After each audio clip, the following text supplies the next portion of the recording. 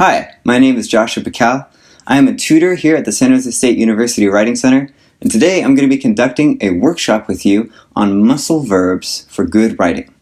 For today's workshop, we do not need any handouts, so don't worry if you don't have any. All you need is a blank piece of paper and a pen or pencil because we do have an activity at the end of today's workshop.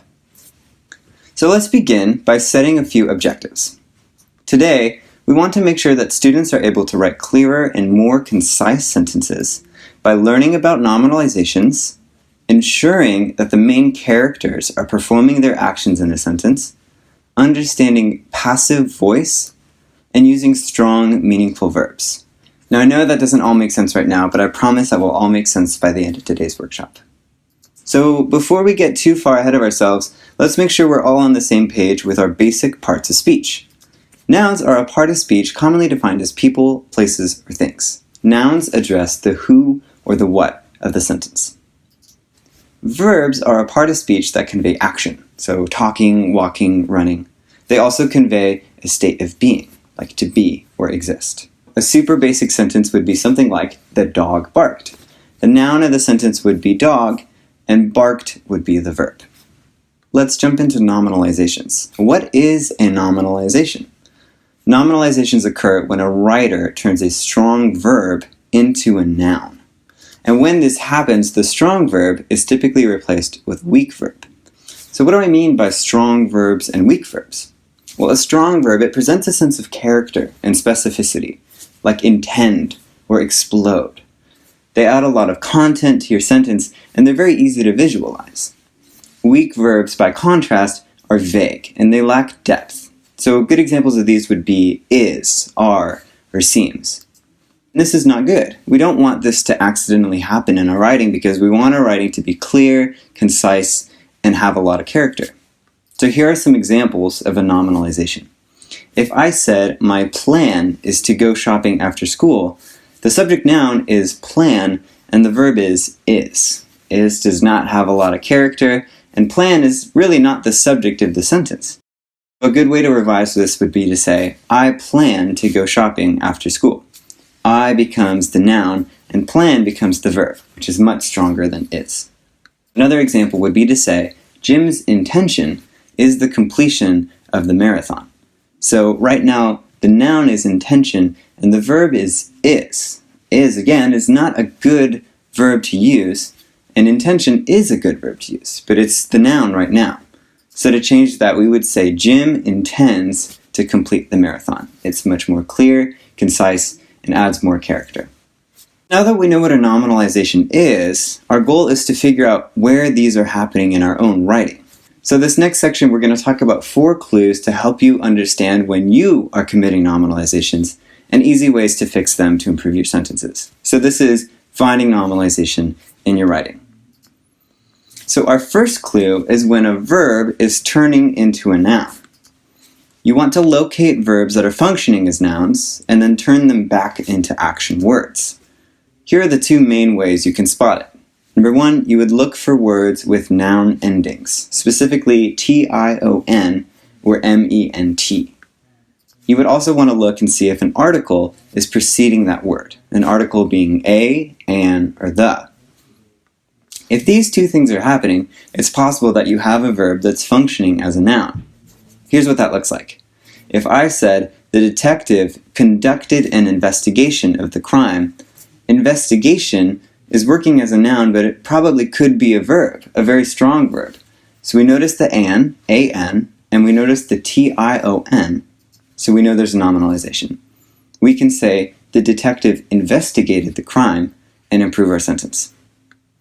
So the next clue is when the to be verb is being used as the main verb. And we've already kind of talked about this a bit, but here's some more detail. You want to replace the simple to be verbs with more specific, sophisticated verbs.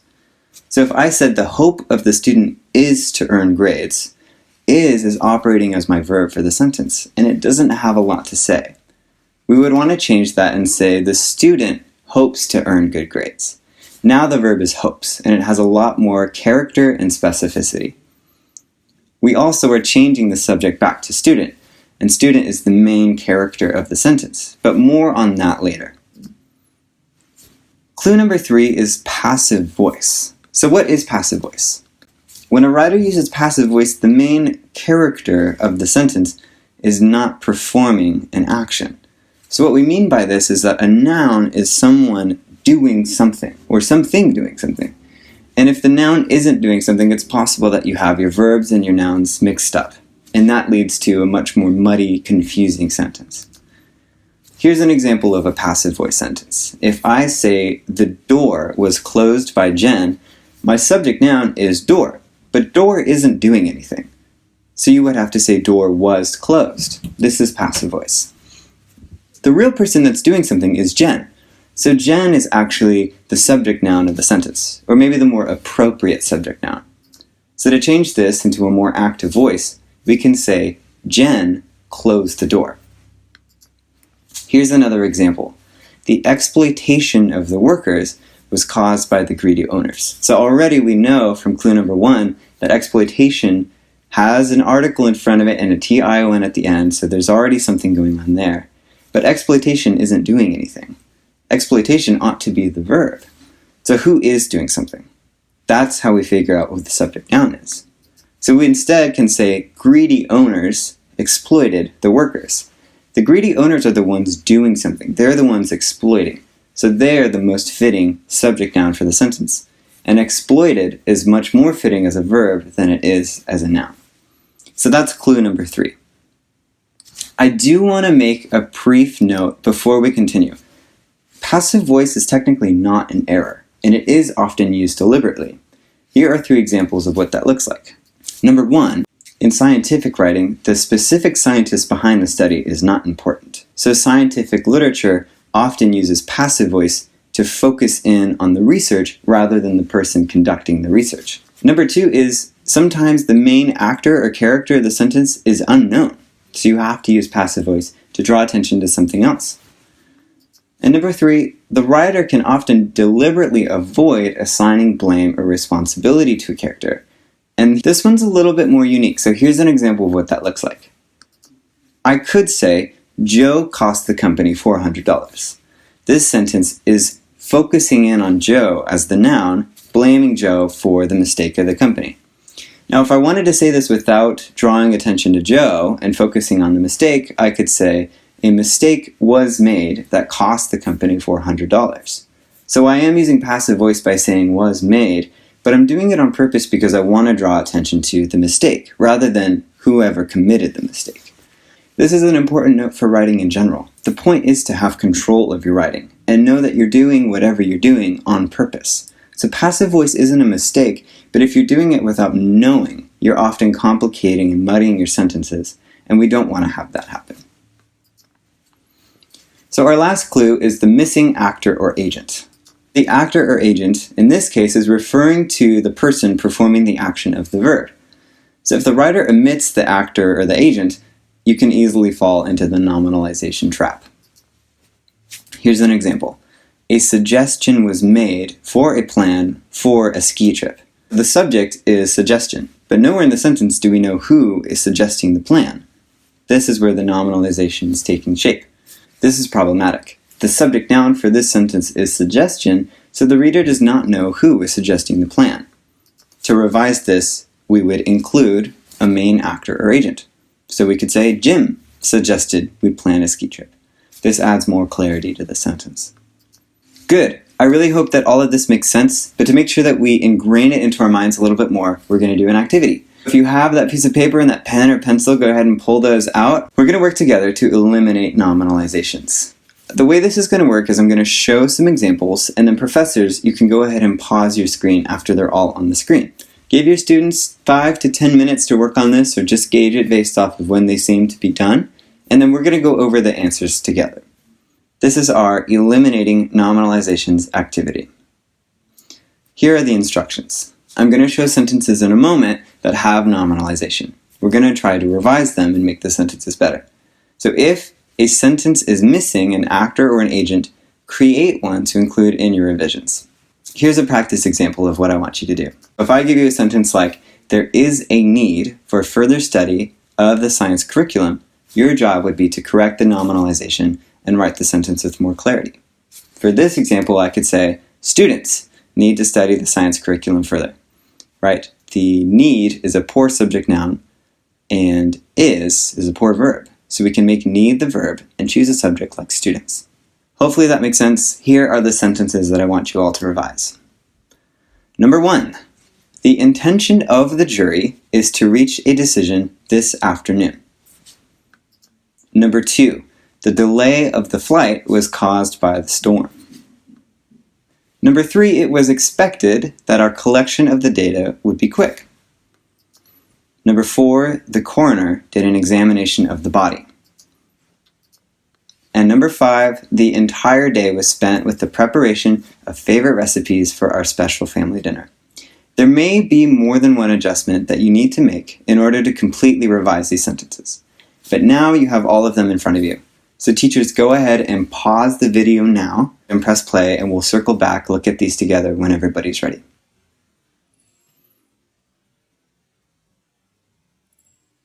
Great! Hopefully you all feel at least a little confident in the answers that you got. We're going to go ahead and go through them together now. So number 1, we had the intention of the jury is to reach a decision this afternoon. The adjustments we made were the jury intends to decide this afternoon. So intention, we noticed it had an article in front of it. It ended with T-I-O-N. That's a nominalization. Intention ought to be the verb, and we went ahead and made jury the subject noun. We also noticed that decision could be a verb as well, so we made that decide. Number 2, the delay of the flight was caused by the storm. So this sentence is a good example of how nominalization can messy up the sentence and make it a lot more difficult to understand. We changed the subject noun to storm and made delay the verb. Delay was operating as the noun, and that was complicating the sentence more than it needed to. Third, we have, it was expected that our collection of the data would be quick. This one was a little more tricky. We made the subject noun we, and we made the verb expected. This was an example of passive voice. It was expected is passive voice. We expected is active. And then number 4, the coroner did an examination of the body. So coroner is a good subject noun, but did was operating as the verb, and examination was working as a noun as well. So we went ahead and made examined the verb for the sentence. And then number 5, the entire day was spent with the preparation of favorite recipes for our special family dinner. So for this one, we made my mom and I the subject nouns, and said spent was the verb. So we made this an active sentence and said my mom and I spent the entire day preparing favorite recipes for our special family dinner. Preparation was also acting as a noun for the sentence, and we went ahead and changed that back to a verb. Okay, everybody. Hopefully you are doing well so far. We do have another round with a little bit more complicated sentences. Continue to follow along, find the nominalization, and correct it to improve the clarity. So number 1, attempts by administrators at formulating principles for the definition of racial and ethnic abuse have not achieved success. So there's a lot going on there. You may even want to choose a new verb that is not in this sentence to improve the clarity. Number 2, complaints by students about inadequate course offerings should also explain why enrollment was down. Go ahead, take another 5-10 minutes. Teachers, if you want, this is a great place to pause the video now, and then we will go over the answers once everybody's ready.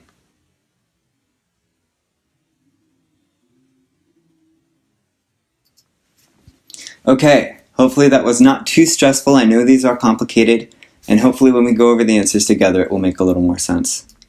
Number 1, attempts by administrators at formulating principles for the definition of racial and ethnic abuse have not achieved success. So I did mention earlier you may have to choose a new verb. We went ahead and did that ourselves. So our sentence we made, administrators have failed to formulate principles to define racial and ethnic abuse. So instead of attempts being the subject noun, we made administrators the subject noun. And then we thought attempts have not achieved success was essentially communicating that they failed. So failed became our active verb. And then the other thing that we changed is instead of saying the definition as a noun, we used its verb form, define. And then for number 2, we actually have 2 options here. So it says complaints by students about inadequate course offerings should also help explain why enrollment was down. So the option 1 we have here is students complained about inadequate course offerings, which explains why enrollment is down. And then option B, students complained about inadequate course offerings, which explains why fewer students are enrolling. The main adjustment was that students ought to be the subject noun and complaints ought to be the verb. But for the second half of the sentence, we actually included an option where you utilize the nominalization to draw attention to enrollment. So in option A, the second half said, which explains why enrollment is down. In that part of the clause, enrollment is acting as the noun, whereas in option B, we made it students, which explains why fewer students are enrolling. So again, nominalizations can be used stylistically to draw attention to certain things. But hopefully you feel in control of when they happen, and they don't happen on accident without you knowing. So that's it for the activity. Here's our conclusion for the workshop. By ensuring that the main characters are performing their actions in a sentence, understanding passive voice, and using strong, meaningful verbs, ideally students can write clearer, more concise sentences. And that's it. Thank you so much for following along. I'm so happy that we made it through. I know that's a lot of information. Again, the workshop topic today was muscle verbs for good writing. And we're really happy that you participated in today's workshop. The Writing Center at San Jose State University has plenty of social media where we're posting good content every week. So we have our Instagram, our Facebook, our Twitter, and our YouTube account. And then we also have a few websites. We have our main website for the Writing Center, and we also have a blog where we're producing a lot of good content just like this that you should explore to improve your writing. That's all that I have for today. From all of us at the Writing Center, we wish you the best of luck for all your future writing endeavors. Thanks.